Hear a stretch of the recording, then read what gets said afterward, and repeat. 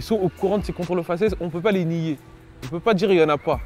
On ne peut pas vivre comme si de rien n'était, comme s'il ne se passe rien dans nos quartiers populaires ou en France.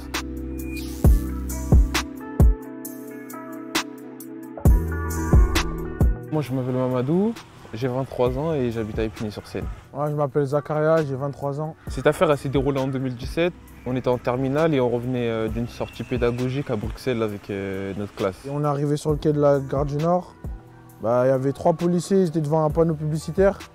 Ils nous ont tirés, ils nous ont mis sur le côté. Ils ont commencé à ouvrir nos valises, ils ont touché à nos biens. Ils ont tout sorti devant tout le monde. Après, ma prof, elle est arrivée. Elle a demandé aux policiers c'est quoi le problème. Les policiers, ils ne voulaient pas lui répondre. Moi, je trouvais que ça, c'était une atteinte à la dignité d'une personne. Quand j'ai vu qu'ils ont contrôlé que 2 Noirs et un Arabe, ça a dilté dans ma tête. Je me suis dit, en vrai, c'est ça. C'est ça en vrai. C'est discriminatoire. En fait, c'est grâce à ma prof. Elle m'a appelé, elle m'a dit, ouais, c'est grave ce qui vous est arrivé. Moi, je vais déposer une plainte. Est-ce que tu me suis? Moi, je lui ai dit, non, j'ai pas de problème, moi, c'est bon.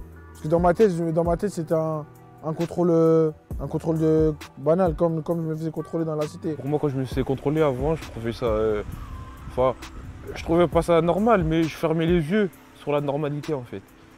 C'est-à-dire, même le terme contrôle faciès, c'est un mot que j'ai connu après. Pareil, contrôle discriminatoire. Je savais c'était quoi la discrimination, mais je faisais pas le lien entre le contrôle et la discrimination. 3 lycéens attaquent aujourd'hui l'État. Ils sont scolarisés en Seine-Saint-Denis. Mamadou, Ilias et Zakaria, ce sont leurs prénoms, dénoncent une discrimination, un contrôle au faciès. La première décision de justice, elle a été négative. Dans ma tête, j'avais les phrases des gens que je connaissais qui me disaient c'est impossible de gagner contre l'État, c'est-à-dire ça me mettait plus la rage un peu. On fait appel. Un mois plus tard, on a eu la réponse. Je sortais du travail, ma prof elle m'a appelé. Elle a commencé par félicitations. Ça veut dire moi j'avais compris, mais j'ai fait comme si j'avais pas compris. J'ai dit pourquoi madame? Elle me dit ça tourne sur l'internet. Vous avez accusé l'État pour faute lourde et vous avez une réponse positive. Jusqu'à que j'arrive dans mon quartier, c'est là que j'ai commencé à crier. J'ai vu tous mes potes, j'ai dit on a gagné, ouais on a gagné. La fierté est l'aboutissement d'un long travail. Ces contrôles aux faciès, ils sont là, ils sont visibles. Et on ne peut pas les nier, on ne peut pas chercher des excuses. Et en gros, moi, c'est ça qui m'a fait plaisir qu'enfin, je ne veux pas dire ils ouvrent les yeux parce que ces contrôles aux faciès, ça fait longtemps qu'ils sont là. Mais voilà, qu'ils les assument et qu'il y ait des condamnations et des changements. Tout le monde peut voir que les gens du 93, ils ne sont pas vus comme des vendeurs de drogue ou des voleurs.